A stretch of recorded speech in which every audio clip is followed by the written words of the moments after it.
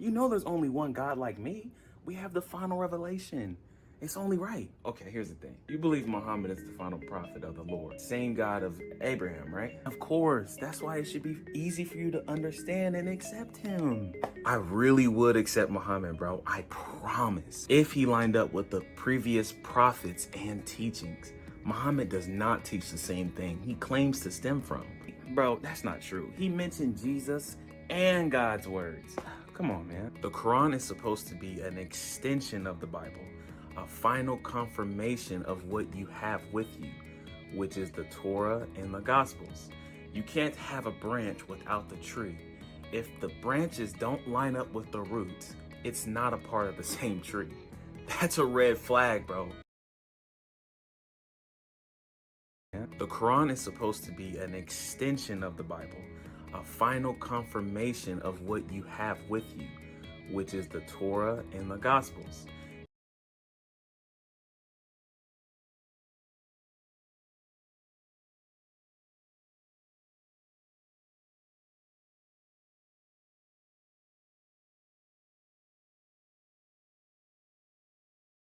Is once again confused on what is meant by confirmation. And this is important because it's at the crux of his argument. Like 60% of it hinges on what he understands about what's being said in verses like this. He thinks that if the Quran confirms the books of the Bible, then it fully agrees with the books of the Bible. This is really the easiest of all the arguments he presents for the Islamic dilemma. Confirming the truth within it doesn't mean that it agrees with every letter. What kind of weak sauce argument is this? You have us gritting our teeth in anticipation only to tell us what we already believe? This is very simple, actually, David. I could say that I'm confirming a man's testimony without actually agreeing with everything he believes in. It may be I might need him to speak up about a particular issue, and that might be me confirming that which he claims. I think this is a better way of putting it. Suppose I have a blank sheet of paper. On it, I write 2 + 2 = 4, or I explain why that's the correct answer. This statement is true, and if I gave a math test on it, I'd be confirming that sheet of paper. The same sheet of paper, however, can also have written on it 1 + 1 + 1 = 1. Obviously, this statement is false, but it's on the same sheet of paper, so just because I might be confirming what's on the paper doesn't mean I confirm everything that's on the paper. The moment I say I confirm that paper, and then I qualify that statement by only referring to certain things on that paper, or making it known which parts I'm talking about, then I really don't care about the 1 + 1 + 1 = 1 equation, which is also on the paper. The difference is that a whole lot of the Bible agrees with the Quran, and most of the parts that are blatant contradictions are far less in comparison, so it's perfectly reasonable to say that the Quran affirms them. It's wrong to take that statement to mean that it agrees with all of it, and its continuing preservation and authority.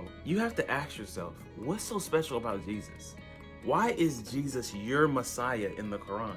On Judgment Day, he's not an angel or human. He's coming back to bring judgment on who?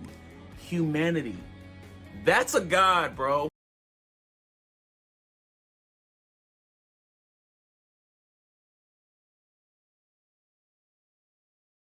Jesus, your Messiah in the Quran.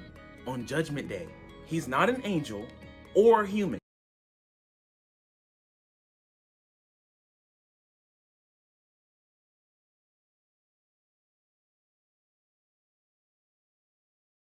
I'm trying to tell you, that's true.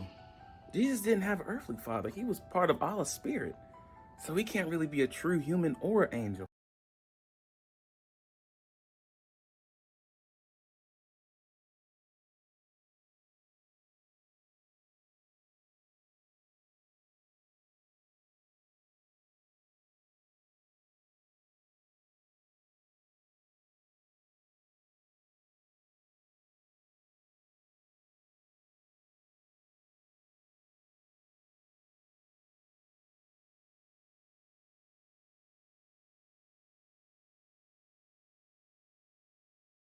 The Quran has the characteristics of Satan.